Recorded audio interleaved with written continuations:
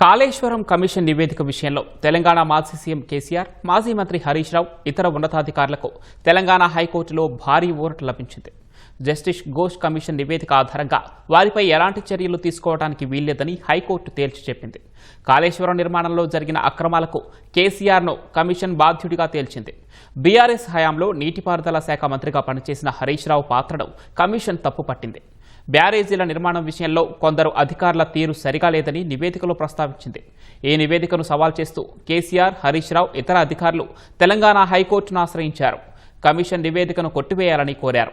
విచారణ జరిపిన తెలంగాణ హైకోర్టు నేడు తీర్పు వెలువరించింది.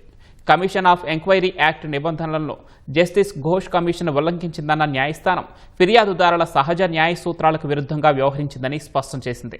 కమిషన్ నివేదికలో కమిషన్ పేర్కొన్న అంశాలు పిటిషనర్ల కీర్తి ప్రతిష్టలకు భంగం కలిగించేలా ఉన్నాయంది. కమిషన్ సూచనలు చెల్లుబాటు కావన్న ఉన్నత న్యాయస్థానం వాటి ఆధారంగా ఎలాంటి చర్యలు తీసుకోరాదని తేల్చి చెప్పింది. కమిషన్ నివేదికను గత ఏడాది ఆగస్టులో అసెంబ్లీలో ప్రవేశపెట్టి సుదీర్ఘంగా చర్చించారు. అనంతరం తెలంగాణ సీఎం రేవంత్ రెడ్డి ఈ వ్యవహారంపై సీబీఐ విచారణకు సిఫారసు చేశారు.